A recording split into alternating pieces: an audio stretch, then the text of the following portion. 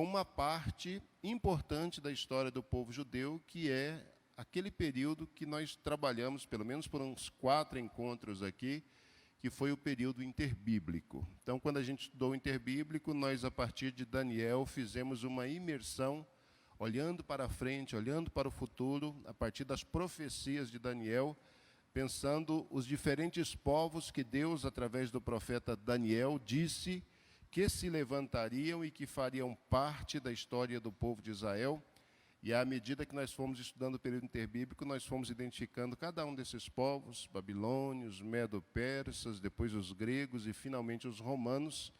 E quando a gente parte para o Novo Testamento, que é o momento em que o silêncio profético efetivamente se finda, com Malaquias, o último profeta do Antigo Testamento, nós temos uma promessa de que Deus vai enviar o seu anjo e vai trazer de volta a palavra profética ao seu povo, mas a gente sabe que desde que Malaquias morreu até que a palavra profética ecoou uma outra vez no Novo Testamento, houve um período longo, muitos séculos, mais ou menos 400 ou 450 anos, que foi o tempo que nós estudamos aqui, chamado de período interbíblico.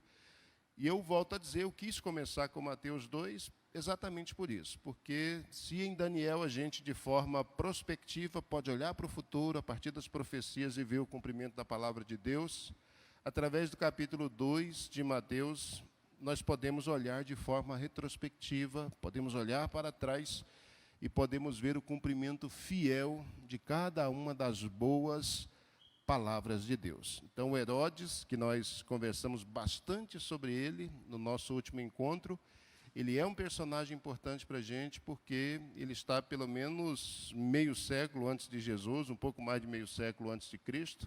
Ele nasce muito tempo antes de Jesus, né? Então, quando Jesus nasceu, ele já tinha lá quase 70 anos de idade. Então, Herodes é importante porque ele é a pessoa que faz o link aqui no Novo Testamento entre o período interbíblico, o finalzinho do período interbíblico, e esse novo momento que os evangelhos nos trazem, que é o período que a gente chama de Novo Testamento. Eu fiz a leitura com vocês no capítulo 2, os primeiros versículos, só para a gente apresentar 2 verdades importantes. A primeira verdade que eu compartilhei com vocês desde a introdução que nós fizemos aos evangelhos e a introdução que nós fizemos a Mateus, é que a intenção do autor, quando ele faz o registro escrito do Evangelho, o Evangelho é a boa nova e a boa notícia, o Evangelho escrito é o registro dessa boa nova, é o registro dessa boa notícia. A intenção de Mateus, quando faz o registro do Evangelho, é exatamente levantar uma defesa, levantar uma bandeira, a gente chama isso de uma apologética. Ele quer fazer uma defesa centrada nas Escrituras, uma defesa centrada nos profetas, uma defesa centrada nas muitas promessas que Deus fez no Antigo Testamento em relação a Jesus, e a defesa que ele quer fazer é exatamente essa. Jesus é o Messias, Jesus é o descendente de Davi, Jesus é o rei de Israel, Jesus é aquele que Israel esperou, aquele que Deus, de tantas maneiras, a partir de tantos profetas distintos, disse que o Senhor enviaria para estabelecer de uma vez por todas o seu reino. Então, a intenção de Mateus é exatamente essa, mostrar que Jesus é o rei prometido, o rei esperado, que Jesus é o descendente de Davi, que havia sido prometido lá atrás, que todas essas falas, essas promessas, elas se cumprem, elas se concretizam nele.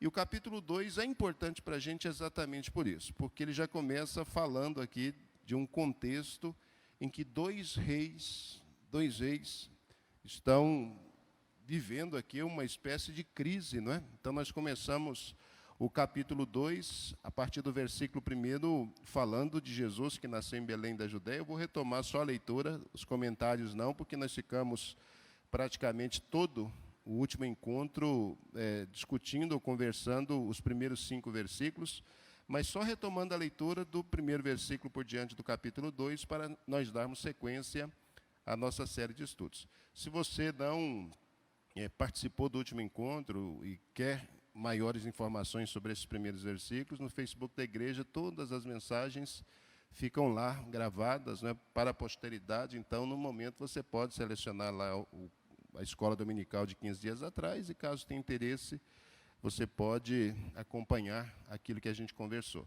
Então, capítulo 2 de Mateus, a partir do verso 1, tendo Jesus nascido em Belém da Judéia, no tempo do rei Herodes. Então, Mateus começa falando de Jesus, que é o Cristo, que é o filho de Davi, que é o filho de Abraão, e aí Davi é apresentado como rei. Então, nós já fizemos toda aquela relação de Mateus querendo apresentar, querendo colocar Jesus no cenário na condição de rei. Mas é interessante que na época em que Jesus nasce, há um rei em Judá, há um rei que domina toda a Palestina. Esse rei é Herodes. E aí a gente já disse, Herodes tem parentela com Jesus. Herodes, ele é o filho, ou é o descendente direto de Esaú. Jesus é descendente de Jacó, Herodes é descendente de Esaú. Então, a gente sabe muito bem aquela confusão que houve entre os dois irmãos, os filhos de Isaac, né? Isaac teve 2 filhos, Esaú mais velho, e Jacó, que nasceu com a mãozinha agarrada lá no calcanhar. A gente conhece essa história no Antigo Testamento. Entre Jacó e Esaú, enquanto estavam vivos os irmãos, sempre houve problemas, sempre houve dificuldades, principalmente depois que Jacó comprou a primogenitura de seu irmão, criou aquela dificuldade toda entre eles. No final da vida dos irmãos, quando eles já estavam adultos, aparentemente houve um perdão, houve ali um ajuste de contas, mas, ao que parece, essa relação que supostamente eles estabeleceram, ela não foi uma relação duradoura, porque aí a gente percebe, a partir dos descendentes de Jacó e dos descendentes de Esaú, que sempre houve um mal-estar em relação a essas duas famílias. Esaú nunca, e o escritor da carta aos Hebreus diz que ele chorou amargamente quando ele percebeu que perdeu o lugar de primogenitura, mas que agora já não tinha mais lugar para ele. Os descendentes de Esaú nunca se conformaram com o fato de terem perdido o privilégio de serem primogênitos, o privilégio de receberem as bênçãos de Abraão e de dar continuidade à família de Abraão. Então, esse mal-estar sempre existiu entre Jacó e entre Esaú, entre os descendentes de Jacó e os descendentes de Esaú, entre os israelitas e os edomitas. Essa relação desastrosa sempre acompanhou o povo. A gente percebe isso quando o povo sai do Egito, percebe isso no período em que eles são levados para cativeiro. Em diferentes momentos a gente vê essa confusão entre irmãos, essa briga, essa disputa entre irmãos. E o capítulo 2 inicia exatamente trazendo à tona esse mal-estar, essa condição mal resolvida lá atrás. E o que é extraordinário em relação a isso é que o capítulo 2 começa confirmando uma palavra, uma promessa que Deus havia feito a Jacó, a Esaú, quando os 2 meninos nasceram. Deus havia dito que o maior, o menor, né, o maior serviria ao menor, que o menor seria de fato a pessoa no nascimento, ou antes do nascimento, quando os meninos brigavam lá no ventre. Deus já havia dito isso, que o escolhido dele era Jacó, que o escolhido dele era o menor, e que no menor ele haveria de cumprir as suas falas. Quando os filhos de Jacó nascem, é uma promessa vinculada aos descendentes de Judá, que o cetro haveria de sair da descendência de Judá. Então, há toda uma promessa no Antigo Testamento, apesar de todos esses dissabores entre irmãos. E o que a gente percebe aqui é exatamente isso. Novo Testamento, novo tempo, novo momento, nova época, essa situação continua. O Herodes, o edomita, o Herodes, o descendente de Esaú, ele ocupa a condição de rei de Israel, mas nós conversamos bastante no nosso último encontro sobre isso, e a gente sabe que essa situação de realeza que ele ocupa, ela não é uma situação legítima. Herodes, ele só é considerado aqui rei de Judá, só é considerado rei da Palestina, porque os romanos, que agora dominam, que há uns 80 anos exercem o domínio, esses romanos deram a Herodes esse título, deram a Herodes essa condição, e ele só consegue efetivamente se firmar nessa condição por uma série de fatores que nós já conversamos, não é? Porque era esperto e construía muitas coisas. Inclusive, o templo de Jerusalém, uma das maneiras que Herodes teve para tentar agradar os judeus, porque os judeus o abominavam, sabiam que ele não era rei legítimo e que o rei legítimo ele tinha que ser um descendente de Davi, tinha que ser um descendente de Judá e não um edomita. Para tentar acalmar os ânimos, no ano 19 a.C., o Herodes assume, dentre os muitos compromissos que ele assumia com diferentes regiões ali da Palestina, ele assume o compromisso de reconstruir o templo de Jerusalém, não necessariamente reconstruí-lo, porque o templo sempre permaneceu ali, não houve uma destruição do templo nesse período, mas ele assume um compromisso de reformar o templo, e essa reforma durou, assim, um período enorme. No século XIX a.C., ele começa a reforma, e essa reforma, depois da morte dele, ainda continuou por pelo menos uns 30 anos, uns 40 anos durou, até que efetivamente o templo chegasse à sua condição de conclusão final. Então a gente percebe que o Herodes, de todo jeito, de toda maneira, seja presenteando, seja matando pessoas, e a gente falou da saga dele aqui, né? Ele procurou destruir todos os descendentes de Judá, todos os descendentes dos Asmoneus, que eram aqueles que reinavam em Judá antes dele, casou primeiro com uma descendente para ver se dava certo, não deu, matou a mulher, matou os irmãos dela, matou parentes, ele eliminou praticamente toda a geração daqueles judeus que poderiam assumir o trono para, de fato, permanecer na condição de rei, e não satisfeito com isso, em matar aqueles que supostamente eram inimigos, ele matou inclusive os seus, matou filhos, matou irmãos, matou parentes, todo mundo que ameaçava o seu reino entrava na lista negra dele, e quando entrava nessa lista, o resultado era desastroso. O resultado disso era a morte. Pois não. Não, ano 19, desculpa, século 19 não, perdão. Obrigado pela correção, porque isso é importante. Ano 19 antes de Cristo. Então, 19 anos antes de Jesus nascer, é que a reforma do Templo de Jerusalém começou, e ela perdurou até praticamente Jesus na condição de adulto. Um dia Jesus diz que ia destruir o templo e reconstruí-lo em 3 dias, e os judeus até o questionam, né? Não, mas só para reformar o templo levou uns 40 anos, que cara é esse que diz que vai derrubar tudo que foi feito e vai construir em 3 dias? Mas ele estava falando sobre o templo do seu próprio corpo, sobre a morte e a ressurreição, mas ano 19 antes de Cristo. Então, para vocês perceberem aí a perspicácia dessa pessoa que é chamada aqui de rei Herodes. Então, o tempo do rei Herodes é importante na Bíblia para a gente exatamente por isso, porque é o tempo que linka os judeus que vivem aí nesse período interbíblico, intertestamentário, com a revelação que a gente encontra no Novo Testamento. Está dito aí no versículo 1, né, que o rei Herodes, ele é o tempo dele, é o tempo que ele reina. Aí aparece a informação dos magos, que uns magos vieram do Oriente a Jerusalém e vieram perguntar onde está aquele que é nascido o rei dos judeus. Por isso que eu disse que aqui é uma espécie de disputa de realeza, porque alguém é rei, e é rei ilegítimo, é rei por força da carne, é rei por força de lei, é rei pela força do braço. Mas, ao mesmo tempo, no verso 2, a gente tem a pergunta, nós ouvimos dizer, nós fomos informados que o rei dos judeus nasceu. O rei dos judeus é o rei prometido, o rei dos judeus é o rei da promessa, o rei dos judeus é o descendente de Davi. E por mais que o suposto indivíduo que tem o direito, né, Esaú, por ser o primogênito, supostamente ele tinha direito, por mais que aquele que supostamente tem o direito queira usurpar de uma posição e use de influência, e use de força, e use de poder para fazê-lo, o que o capítulo 2 vai mostrar para a gente é exatamente isso. Deus cumpre fielmente as suas promessas, e ninguém, nada, absolutamente pode impedir que os propósitos de Deus se cumpram. Deus disse que o rei, que o cetro, ele viria de Judá, ele viria dos descendentes de Jacó, ele viria dos descendentes de Israel.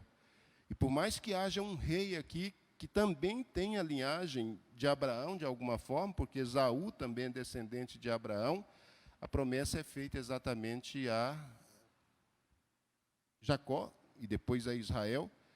E é tão sério isso que os sábios que vêm lá do Oriente em busca desse rei dos judeus, ele vem exatamente firmado numa promessa, numa profecia dessas, né? Possivelmente essas pessoas que vêm, a gente já conversou, eles vêm a partir de conhecimentos, esses sábios possivelmente tenham vindo de Babilônia, vêm a partir da influência de Daniel, de Ezequiel, de uma série de outros profetas importantes, de judeus importantes, que falaram a respeito desse tempo, que falaram a respeito desse filho do homem, que falaram a respeito desse reino que se estabeleceria e que se estabeleceria para sempre. Então, eles vêm com a bagagem toda.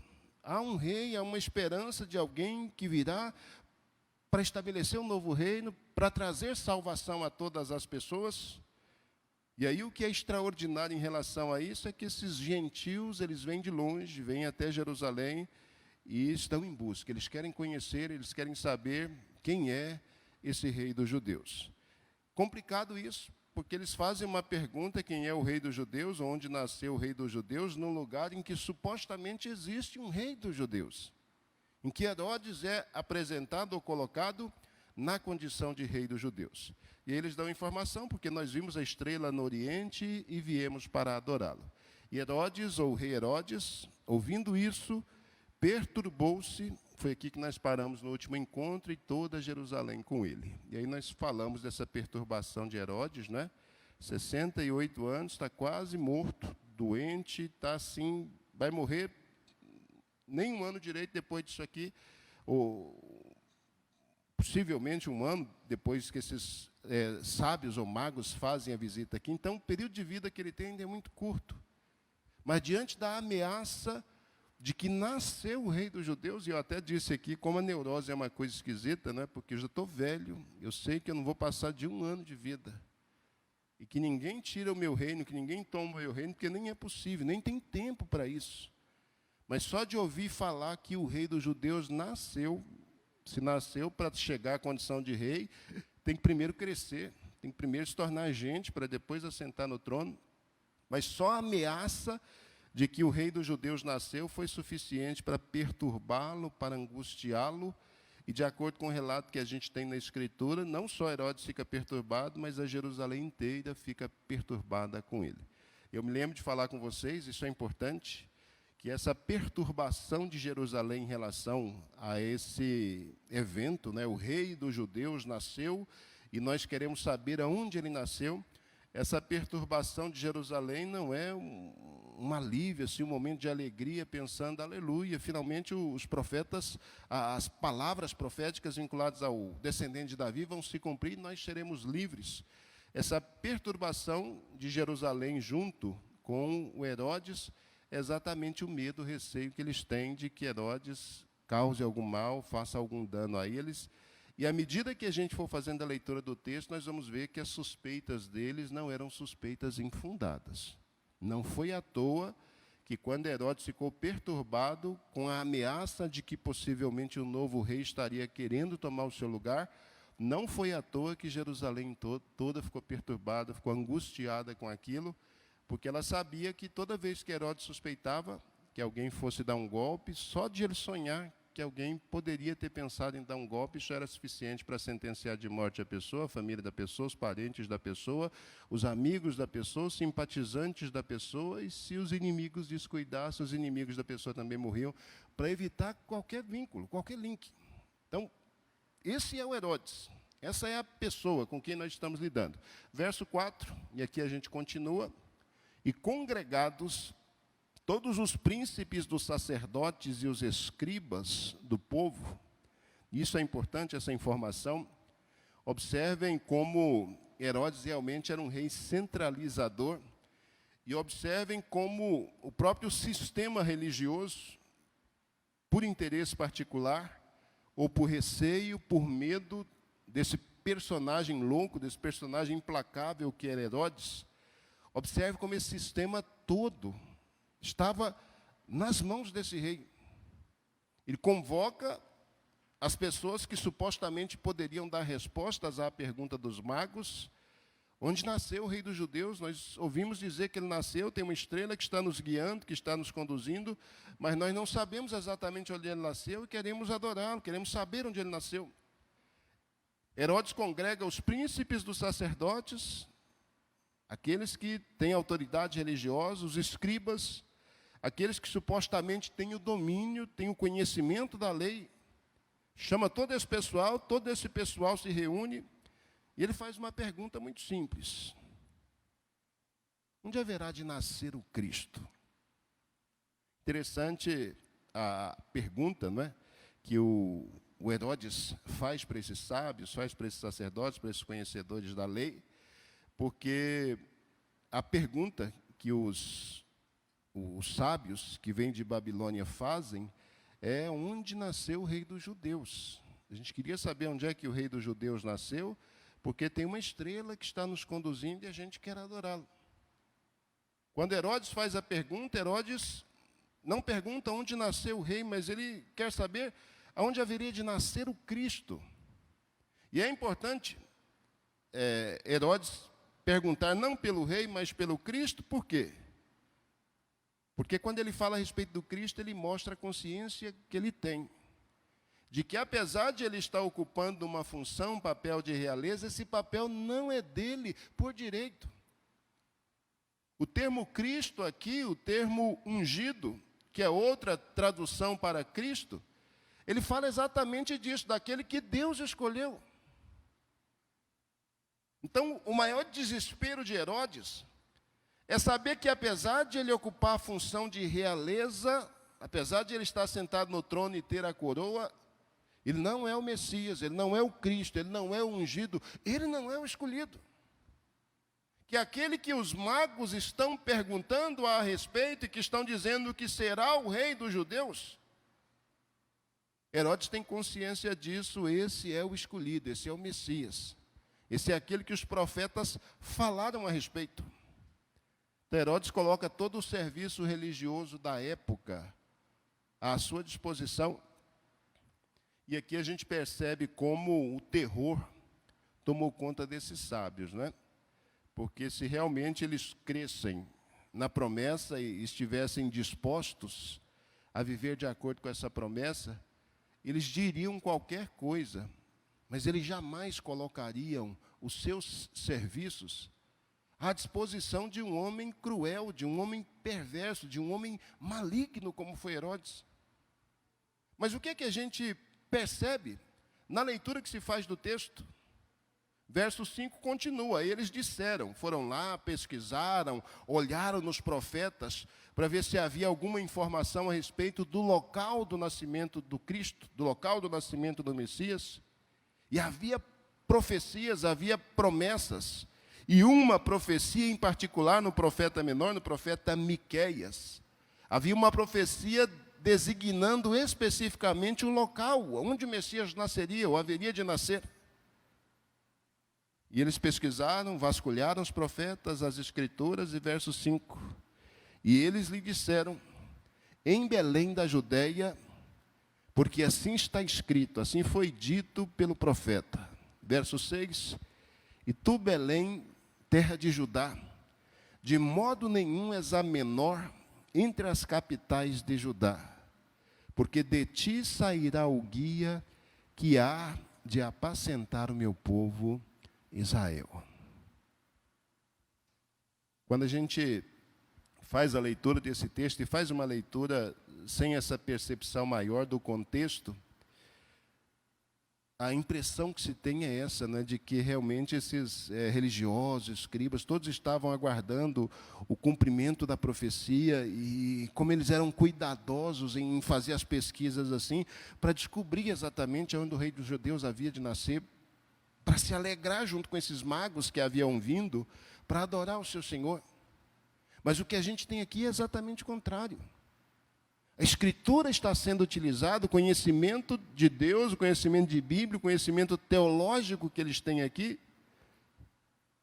está sendo utilizado exatamente como uma moeda de troca. Pensaram? Vocês já pensaram? Que contraste! Aquele que veio, ungido, que veio para ser rei dos judeus, ele já é negado, ele já é rejeitado, ele já é desprezado pelo seu povo, desde que a informação que o rei dos judeus nasceu. Fazer essa pesquisa e dar esse endereço de Miqueias 5:2 aqui para Herodes, isso é um sinal de desprezo do povo de Israel em relação a esse menino que nasceu, a esse menino que supostamente seria o rei dos judeus. E por que isso é um sinal de desprezo? Porque eles sabem muito bem o que Herodes faz com qualquer pessoa que ameaça o seu trono. Não é impressionante isso? Enquanto magos, sábios, gentios, pagãos, vêm do Oriente, vêm de terras distantes, baseados numa palavra profética que eles haviam recebido e que eles buscaram interpretar da forma mais fidedigna possível, mas que não tinham clareza em relação a essa palavra profética, porque eram gentios, porque eram pagãos, porque não tinham relação com o Deus das Escrituras. Não é interessante perceber que pessoas assim, pessoas nessa condição, vêm de longe, vêm distante, pela fé, acreditando que de alguma forma esse sinal, essa estrela vai guiar, vai conduzir até esse rei. Não é impressionante pensar que esse pessoal que vem de longe, eles vêm com um propósito: nós viemos para adorá-lo, nós viemos para reconhecê-lo, nós viemos para declarar que nós acreditamos que aquilo que os profetas de vocês disseram a respeito dele é a verdade, que nós queremos nos submeter ao seu reinado, nós queremos nos submeter à sua autoridade, queremos nos submeter ao seu poderio. Impressionante que gentil, que gente distante, que gente que não conhece a Deus de fato, de experiência, mas que só ouviu falar das promessas e que acreditou nessas promessas, vem de longe com esse propósito, com esse projeto de adorar, enquanto aqueles para quem a promessa foi feita, é o rei dos judeus que nasceu, é o cumprimento da promessa, é o Messias, é o ungido, é aquele que vocês esperaram o tempo todo, é aquele que vocês esperaram a vida toda, ele finalmente nasceu. Não é impressionante isso? Quando eles recebem a notícia, ao invés de preservarem o rei dos judeus, dando a própria vida, se preciso fosse, porque sabiam do furor de Herodes, eles preferem trair o seu rei, legítimo rei, o Messias, do que colocar o pescoço a prêmio. Pois não, Lipe?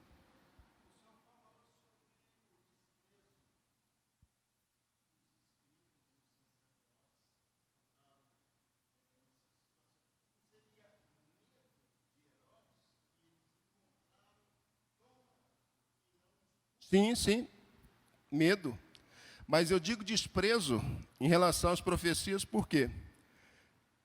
Porque a preocupação desses sacerdotes e desses escribas não é a preocupação com o povo, não é a preocupação em preservar o povo, não é a preocupação em ver a promessa, em ver a palavra cumprida, mas a preocupação desse pessoal é uma preocupação política. O sacerdote não quer perder o lugar dele, porque Herodes é quem garante que esse sacerdote permaneça desempenhando as suas funções. O escriba, o sábio, não quer perder o status que ele possui diante da sociedade. Então, que tem medo aqui, tem, porque eles sabem do que Herodes é capaz. Mas quando eu digo desprezo, se essas pessoas realmente estivessem preocupadas com o que Deus havia dito no Antigo Testamento, com o cumprimento fidedigno das profecias de Deus, se eles estivessem preocupados com isso, eles teriam que se alegrar numa situação dessa. O nosso rei nasceu, então a gente tem que fazer de tudo, como fizeram os macabeus, né, no período interbíblico, em que eles fizeram revoluções e lutaram e derramaram o próprio sangue para manter a identidade do seu povo. Esse pessoal teria arriscado o pescoço. Se não abertamente, de repente poderia interpretar de forma equivocada ou dar uma outra profecia mentirosa aqui, encaminhando Herodes para um outro rumo. A gente não tem, por exemplo, lá no Egito, uma situação em que Faraó ordena que crianças sejam mortas e tem 2 parteiras que fazem os partos dos meninos judeus. E quando o Faraó chega e questiona, eu disse para matar, e que história é essa que menino está nascendo? As mulheres mentem. Elas dizem, infelizmente, as hebreias são diferentes de nós. Quando a gente chega lá para ajudar no parto, os meninos já nasceram. Mentiram. Ué, pastor, então Deus aprova a mentira? Não, Deus não aprova a mentira. Mas o que aquelas mulheres fizeram? A vida delas estava em risco? Estava a prêmio? Estava. Desobedecer uma ordem direta do faraó era colocar o pescoço a prêmio. Mas, de alguma forma, de alguma maneira, a Bíblia diz que Deus abençoou aquelas mulheres e a casa delas. Elas olharam para aquele povo, possivelmente fossem pessoas que também tivessem algum tipo de conhecimento de profecias vinculadas à libertação do próprio povo de Israel, e elas não quiseram participar disso. Então, esses judeus aqui, eles tinham que entregar o rei dos judeus, porque eles sabiam o que Herodes ia fazer. Essa era a melhor postura. Ah, pastor, mas se eles mentissem, então, que história é essa, não é? Crente mentir. E que história é essa? O crente dá o endereço do rei dos judeus e diz, ele está lá, pode ir, que você vai encontrar. E deu o endereço. Deu o endereço. A postura, a atitude das pessoas, e aqui não interessa o ato em si, mas interessa a atitude mostra onde o coração da pessoa está. Pescoço está a prêmio aqui, está a prêmio. Pescoço das meninas lá estavam a prêmio, estava a prêmio. Elas escolheram, nós não vamos matar. O que a gente faz lá? Não sei, se chamar, a gente arruma uma desculpa. Se colar, bem, se não colar, dançamos, morremos. Mas nós não vamos matar. Aqui não. Poderiam ter dado uma desculpa, a escritura não é muito clara, a gente não encontra. Mas o que esse pessoal faz? Eles dão o endereço certinho. Rua, quadra e lote. Está tudo certo. Miqueias disse que ele ia nascer nesse local. É medo, é receio, mas ao mesmo tempo, é o medo de perder posição, é o medo de perder status, é o medo de perder o seu lugar. É o medo de um novo rei surgir, de um novo rei aparecer, e de todas as mamatas que nós temos no reinado de Herodes, a gente finalmente perder. Desprezo. Desprezo a profecia, desprezo a palavra. Versículo 7. Então Herodes, chamando secretamente, isso aqui é importante, não causa alarde em Jerusalém. Não sai espalhando esse negócio aí que o rei dos judeus nasceu. Eu vou te contar aqui a rua, a quadra, o lote, aonde o rei dos judeus nasceu, mas não espalha. Não diz para ninguém. Chama ele secretamente, inquire exatamente deles acerca do tempo que a estrela lhes aparecera. Faz quanto tempo, mais ou menos, que essa estrela apareceu e está conduzindo vocês? Fazia mais ou menos uns 9 ou 10 meses que eles estavam caminhando em direção a essa estrela. Então, eles deram a ele, né, na melhor das intenções, achando que o rei dos judeus, no momento ali, Herodes, ele tinha esperanças também que esse rei que nasceu, ele pudesse, de fato, assumir todas as promessas. Então, eles disseram, contaram lá o período do tempo, mais ou menos uns 9 ou 10 meses em que eles estavam caminhando. E aí no verso 8, e enviando-os a Belém, contou para eles o local, disse, ide e perguntai diligentemente pelo menino, e quando o achardes, participai-mo, para que também eu vá e o adore. E tendo eles ouvido o rei, partiram, e eis que a estrela que tinham visto no oriente ia adiante deles, até que chegando se deteve sobre o lugar onde estava o menino. E vendo eles a estrela, alegraram-se muito, com grande júbilo, e entrando na casa, acharam o menino com Maria, sua mãe, E prostrando-se, o adoraram, e abrindo seus tesouros, lhe ofereceram dádivas, ouro, incenso e mirra. A palavra de Deus é fiel. Miqueias disse que o rei dos judeus nasceria em Belém. Herodes disse: o menino nasceu em Belém. Eles foram a Belém, e essa estrela, que de alguma forma servia como sinal, servia para conduzi-los, para direcioná-los. De alguma forma, essa estrela indicou uma casa, e quando eles chegaram a essa casa e conversaram lá com os moradores, descobriram que realmente era lá. Era a casa de Maria, foi lá que o menino não nasceu, mas foi lá que o menino vivia. E a gente tem muita confusão com esse negócio, né? Quando se faz o presépio, que geralmente no mês de dezembro as pessoas o fazem, tem sempre uma confusão de menino Jesus num coxinho lá, né? Servindo de berço, pastores de um lado e os reis magos do outro. Aí vira aquela confusão, não é? Porque parece que diz que não tinha casa para eles ficarem e que o menino nasceu no estábulo.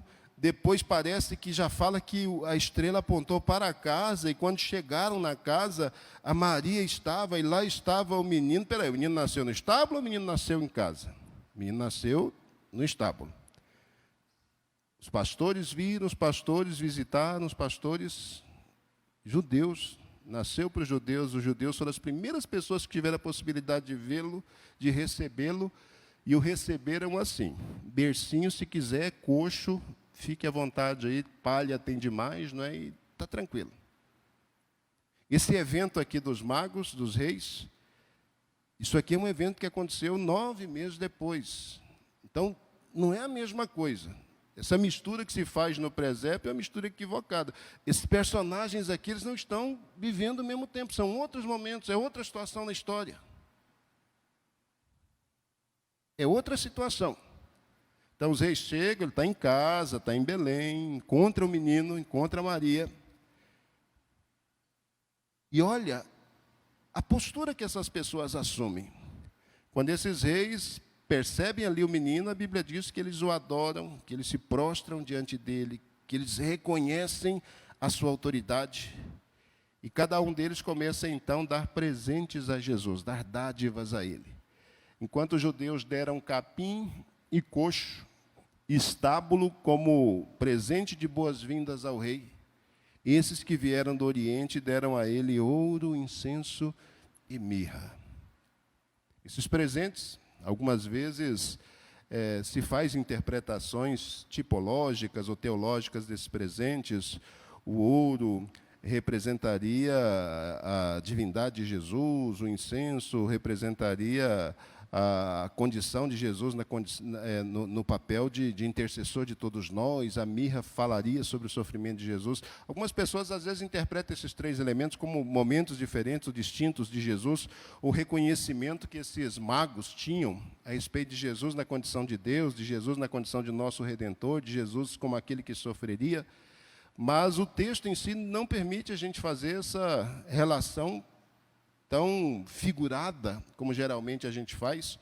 Dar esses presentes que os reis dão é reconhecimento que esses reis têm, que esses sábios têm, de que a pessoa que está diante deles é rei, e eles estão se colocando debaixo da autoridade dele. Os presentes aqui representam nada mais, nada menos que a disposição voluntária que esses personagens têm de dizer para esse menino que acabou de nascer como rei dos judeus: nós queremos nos submeter ao seu reinado. Nós não somos judeus, nós não pertencemos a esse povo, mas nós queremos estar debaixo do seu governo. Não é fantástico isso? Ele vem para o que era seu, João vai dizer muito tempo depois: os seus não o receberam, mas a todos quantos o receberam, deu-lhes o poder, o direito de se tornarem filhos de Deus. Quando a gente falou do desprezo, e o Lipe colocou uma questão importante do medo, olha o desprezo lá no nascimento do menino, né? Ah, mas ninguém sabia que o menino ia nascer. Por que será que ninguém sabia? Porque eu estou falando de judeu que tem Bíblia, é sábio do Oriente, que não conhece Bíblia, que não conhece nada, tem discernimento e vem de longe.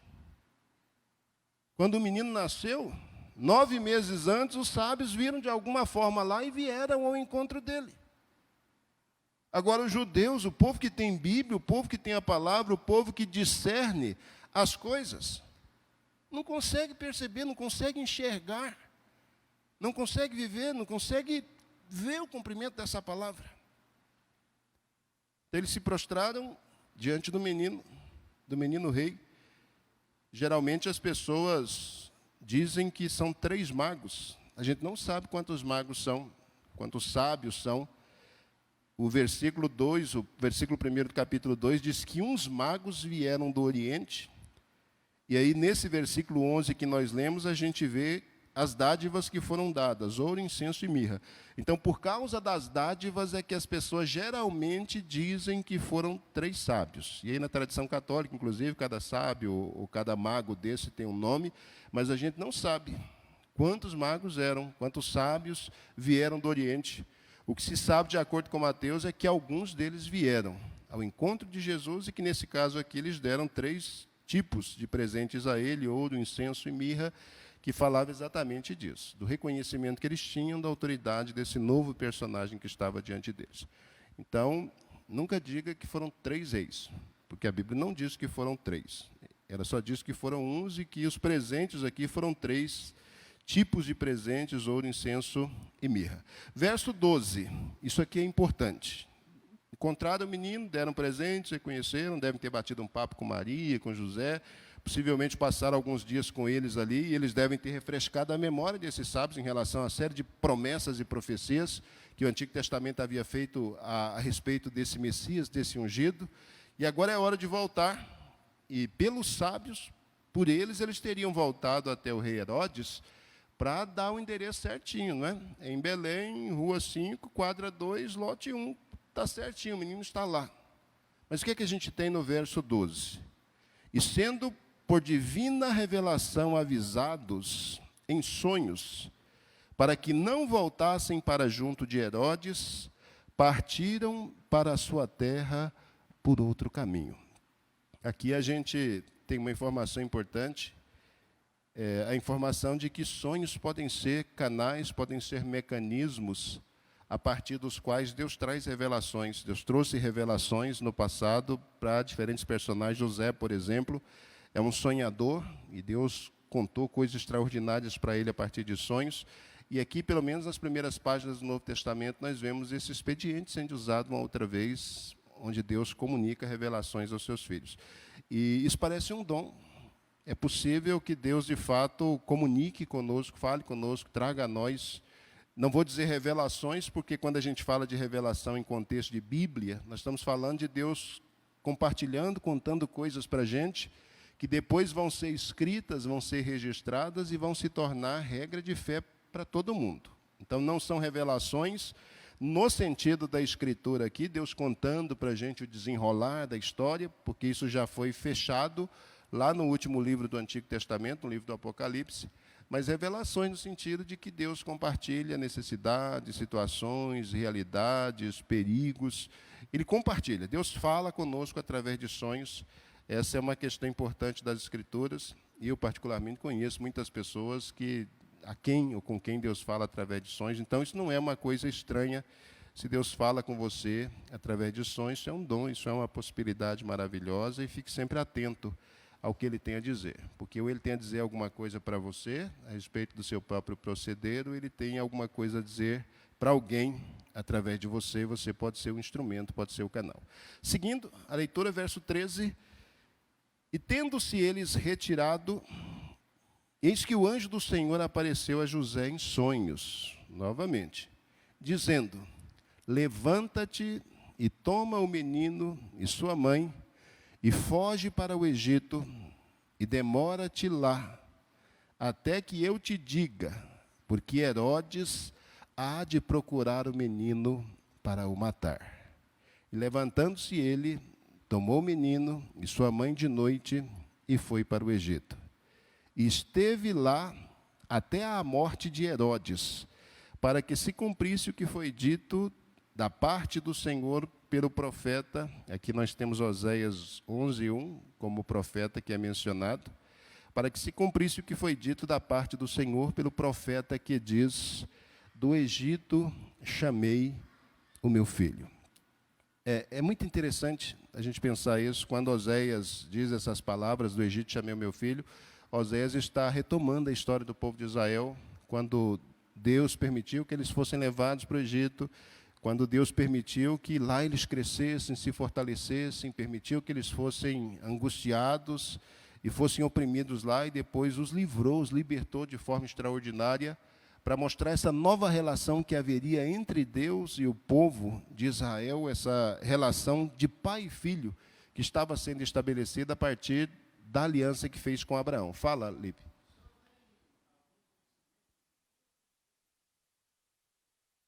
Jesus?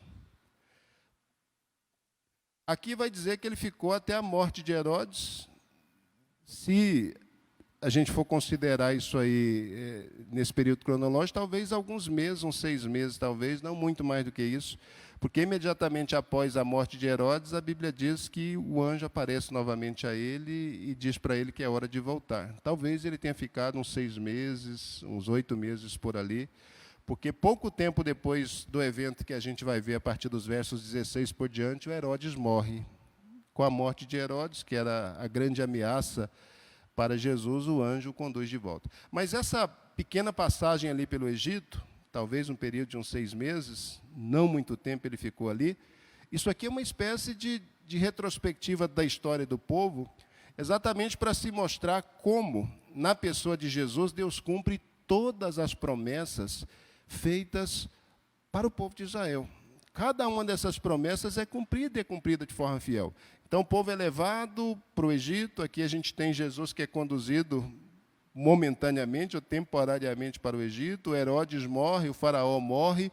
E agora nós temos um povo que é tirado, né? A gente tem toda uma história lá do Antigo Testamento. E Jesus, nós vamos perceber daqui a pouco, os pais dele são orientados a levá-lo de volta. Mas esse breve momento ali é exatamente para mostrar isso. Da mesma forma que eu elegi, que eu escolhi Israel lá atrás, e que eu o livrei da morte, que eu o livrei do mal, e cumpri todas as minhas promessas feitas a ele, cada uma dessas promessas de forma fiel, esse que foi apresentado aqui como rei dos judeus, esse que foi apresentado como descendente de Davi, ele vem para cumprir fielmente, integralmente, cada uma das falas, cada uma das promessas feitas em relação a ele. Então é dito, no versículo 16, era para ir para o Egito e aguardar até que o menino morresse, então o Herodes morresse, então o menino voltaria novamente. Verso 16, olha por que eu disse aqui lá no versículo 6, 5, que esses judeus, de fato, eles prestaram serviço ao diabo, né? Mesmo usando Bíblia. Então Herodes, no verso 16, vendo que tinha sido iludido pelos magos, irritou-se. Irritar Herodes, vocês já viram que é problema, irritou-se muito e mandou matar todos os meninos que havia em Belém e em todos os seus entornos, de 2 anos para baixo, segundo o tempo que diligentemente inquirira dos magos. Os magos devem ter dado a ele um período de mais ou menos uns 9 meses, que eles estão caminhando, né, que eles estão seguindo a estrela. 1 ano não havia se completado ainda do encontro de Jesus com os magos. Mas Herodes é um homem precavido. Vai que a estrela errou, ou vai que essa estrela apareceu e os meninos não entenderam direito, demoraram a perceber que a estrela estava indicando, por via das dúvidas. Se o menino deve ter de 9 meses a 1 ano, a gente mata de 2 para baixo, porque evita. Se tiver 1 ano e 1 mês, escapa. Não é? Então, eles podem ter errado. Geralmente, a margem de erro é assim, 2 para mais ou 2 para menos, mas ele aqui, a margem de erro é 50% para mais. Né? Então, se o menino pode ter de 9 meses a 1 ano, a gente manda matar de 2 para baixo, porque aí é garantia que esse rei dos judeus, ele efetivamente é eliminado. Percebem? Por trás de um homem louco, de um homem insano, de um homem neurótico, a gente tem por trás dessa pessoa alguém que quer impedir que a profecia, que a promessa, que a palavra de Deus se cumpra. A gente tem o diabo agindo, o diabo operando. Satanás trabalhando de todas as maneiras, de todas as formas, para tentar impedir o projeto de Deus. Mas, de acordo com o texto, a gente percebe que Deus age sempre de modo antecipado. Enquanto o diabo está pensando o que vai fazer a partir de Herodes, Deus já encaminhou todas as coisas, o menino foi tirado de Jerusalém, e é triste, não é? O que acontece por ali, porque o versículo 17 vai novamente trazer uma palavra, agora é uma palavra de Jeremias. Então se cumpriu o que foi dito pelo profeta Jeremias, que diz, Jeremias 31:15, em Ramá se ouviu uma voz, lamentação, choro e grande pranto. Era Raquel chorando seus filhos e não querendo ser consolada, porque já não existiam. Essa fala de Jeremias aqui é uma fala que trata exatamente do tempo em que a Babilônia conquistou Jerusalém e destruiu e matou homens e matou mulheres, fez uma carnificina horrível, matou crianças, não é? Em cumprimento às palavras de Deus, é o momento em que o povo é levado para cativeiro e que o juízo cai sobre Jerusalém e regiões ali por causa da impiedade, da dureza de coração daquele povo. Então aqui mostra o resultado do pecado, da transgressão daquele povo por ter se rebelado, por ter se afastado, por ter ignorado a fala de Deus. E eu gosto de pensar isso aqui porque quando a gente faz esse tipo de leitura, dá para avaliar exatamente o resultado do desprezo.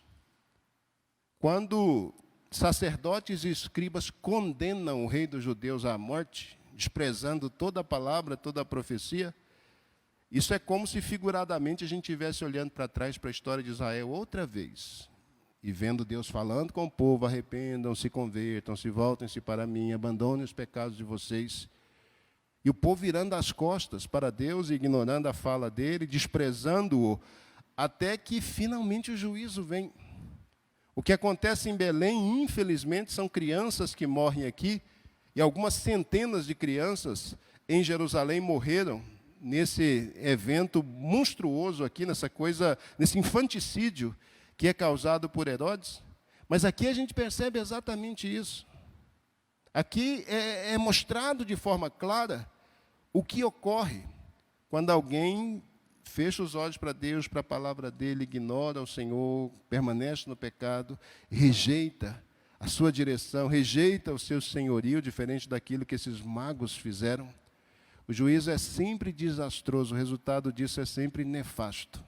E aí a gente vê uma Jerusalém enlutada, uma Jerusalém atormentada por isso. O verso 19 é importante. O verso 19 diz que o Herodes finalmente morre. Então ele manda matar esses meninos aqui, essas crianças, e pouco tempo depois, 1 mês ou 2 meses depois dessa carnificina que ele causa aqui, ele morre. Mas antes de morrer, ainda mata o filho mais velho, com medo do menino tomar um trono que já nem existe mais. Morto, versículo 19, porém o rei Herodes, eis que o anjo do Senhor apareceu num sonho a José no Egito, dizendo, levanta-te, toma o menino e sua mãe, e vai para a terra de Israel, porque já estão mortos os que procuram a morte do menino. Então se levantou e tomou o menino e sua mãe, e foi para a terra de Israel. E olha o versículo 22. E ouvindo que Arquelau era um dos 4 filhos de Herodes, que depois assumiram o reino dele depois da morte foi dividido, em vida ele fez isso ainda, pelos 4 filhos, para ninguém ser rei dos judeus além dele. Então ele garantiu no seu testamento, antes de morrer, que depois da morte dele ninguém seria rei da Palestina. Eu vou dividir a Palestina em 4 regiões, cada um dos meus filhos vai ser um etnarca, vai dominar uma região, mas só eu é que vou ser lembrado como o rei da Palestina. Ouvindo que Arquelau, que era um dos filhos dele, reinava na Judéia, em lugar de Herodes, seu pai, e Arquelau, dos 4 filhos que ficaram, foi aquele que tinha o perfil mais ou menos semelhante ao de Herodes. Receou ir para lá, mas avisado em sonhos por divina revelação, foi para as regiões da Galileia. E chegou e habitou numa cidade chamada Nazaré, para que se cumprisse o que foi dito pelos profetas, ele será chamado Nazareno. Então aqui finaliza para a gente o capítulo 2 Herodes finalmente morre, Jesus vem, e aí, se a gente pensa o cativeiro, né, vai para o Egito representa uma espécie de cativeiro. Depois a gente tem as mortes dos meninos aqui, o sinal do juízo que ocorreu no cativeiro babilônico, e agora a gente tem o retorno de Jesus. Jesus está voltando do Egito para a Babilônia, a gente tem uma espécie de resgate do Egito para Israel. A gente tem uma espécie de resgate de memória daquilo que Deus fez lá atrás, não tirou o seu povo do Egito, trouxe de volta para a terra da promessa. Em Jesus a gente tem uma espécie de resumo de tudo aquilo que aconteceu na história do povo de Israel, das desobediências, do resultado das desobediências, mas ao mesmo tempo do cumprimento fiel da palavra de Deus, que era trazer esse povo para a terra deles e dar a eles todas as bênçãos prometidas. Tem uma coisa interessante em relação ao último versículo que nós lemos, que diz que Jesus foi habitar a família dele numa cidade chamada de Nazaré, para se cumprir o que os profetas disseram, que ele seria chamado de Nazareno. Aqui é interessante que não é dito para se cumprir o que o profeta disse, mas os profetas. E quando a gente lê o Antigo Testamento, nenhum profeta no Antigo Testamento disse que Jesus seria chamado Nazareno. Então fica assim a dúvida, não é, para que se cumprisse o que os profetas disseram que ele seria chamado de Nazareno, mas na Escritura a gente não tem nenhum profeta no Antigo Testamento que disse que ele seria chamado nessa condição. Possivelmente, o que Mateus esteja querendo aludir com esse termo, com esse jargão utilizado, e você tem que se lembrar que quando Mateus escreveu o evangelho dele, escreveu o evangelho mais ou menos no ano 60, 60 e tantos. Quando Mateus escreveu isso, ele seria chamado de Nazareno. Mateus registrou as páginas como nós a temos aqui muito tempo depois. A gente já sabe muito bem que a designação Nazareno não era uma designação legal, não era uma designação agradável na época do próprio Jesus. Você vê, por exemplo, quando Filipe vai a Natanael e diz, olha, nós encontramos o Messias, Jesus de Nazaré. Aí o cara olhou para ele e disse, Nazaré? Pode vir alguma coisa boa de Nazaré? Acho que você está enganado. Se a gente pensar em Messias, Messias tem que vir de Belém. Messias de Nazaré não está com nada, não. Esse negócio de Nazaré. Então, possivelmente, quando Mateus coloca aqui para a gente que os profetas disseram que ele seria chamado Nazareno, isso estaria, de alguma forma, fazendo alusão a um primeiro momento do ministério de Jesus, que Isaías 53 mencionou bem, que foi aquele primeiro momento, que é o primeiro momento que ele cumpriu e cumpriu bem, que é o momento do desprezo, né? Isaías 53 diz que ele seria da linhagem de Jessé e tal, como raiz, numa terra seca, desprezado, mais indigno entre todos os homens. Dar a alguém o título de Nazareno seria uma maneira assim privilegiada de bater na cara do outro com luva de pelica, né? Então, só para humilhar você, deixa eu te dar um apelido, Nazareno. As pessoas tinham um lazarento algum tempo atrás, que é outra coisa, né? Mas o Nazareno aqui seria essa maneira de dizer para a pessoa, olha, você é desprezado, você é nada. E os profetas, e aqui é dito que os profetas disseram, muitos profetas, Isaías, Jeremias, Ezequiel, fizeram uma alusão a Jesus, e Isaías, em particular, em muitos momentos, fez alusão desse Cristo sofredor, desse Cristo que viria na condição de rei, mas também na condição de servo. E depois a gente vai ver outros evangelhos tratando dessa característica particular ou peculiar de Jesus. Então, esse capítulo 2, a gente encerra, a gente finaliza ele por aqui. Capítulo 3 e 4 de Mateus vão fazer uma preparação para a atividade do ministério de Jesus. Depois, os capítulos de 4 até o 13 vão falar sobre as atividades dele na Galileia. Aí, lá pelo capítulo 14 até o 20, a gente tem Jesus desenvolvendo o ministério dele na Galileia e indo em direção à Judéia. E no finalzinho dos capítulos 21 até o versículo 27, a gente tem a última semana, o último período da vida de Jesus na Judéia e do ministério dele. Então, o Evangelho de Mateus conta uma perspectiva da história de Jesus, e o que interessa para a gente a priori é exatamente esse. O interesse é Jesus é o rei. Jesus é o rei dos judeus. Jesus é o rei prometido. Todas as promessas e profecias se cumprem fielmente nele, e o Israel, o verdadeiro Israel, precisa reconhecê-lo nessa condição. Feche os olhos, coloca diante de Deus, diante do Senhor, o seu coração.